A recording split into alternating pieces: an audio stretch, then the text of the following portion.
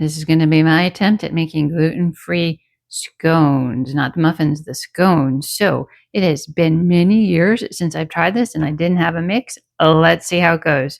So the mix is in here and I poured a ton of ginger on it because I'm going to pair it with cranberries.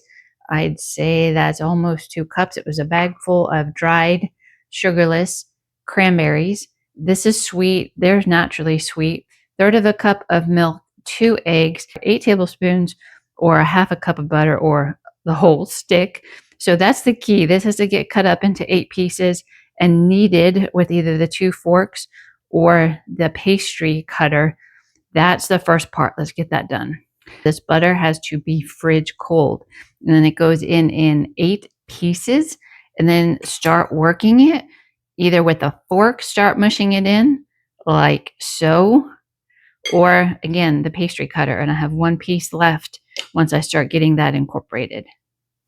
So what I just learned is this cutter is awesome at getting the big chunks cut down into workable size chunks. See those? But I would be here all day if I had to keep going like this. So I'm going to switch to the forks. And it doesn't take a lot of strength. It just takes finding those pieces of butter. See that? And just constantly using the fork to get them blended into this dry mix, because those are fridge cold pieces of butter. So I'll keep going. So about 10 minutes later, I'm just constantly mushing and mushing and mushing and mushing. Make sure all of those chunks of butter were completely cut in. It is ready. So the butter is in. That is all. Now the 1/3 cup of milk, 2 eggs, and I'm going to add some cranberries go in. The box says stir until combined, but I'm just using the fork to fold it in so that I'm not mixing it too well, so that when it's done, it's still kind of crumbly. Okay, so this is how I'm leaving it. See how it's still kind of crumbly?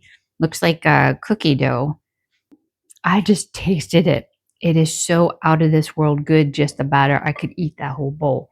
The only interesting thing is this is the scones, and it says makes about 12 muffins. Then you come down and read, and it says make it into 8 discs.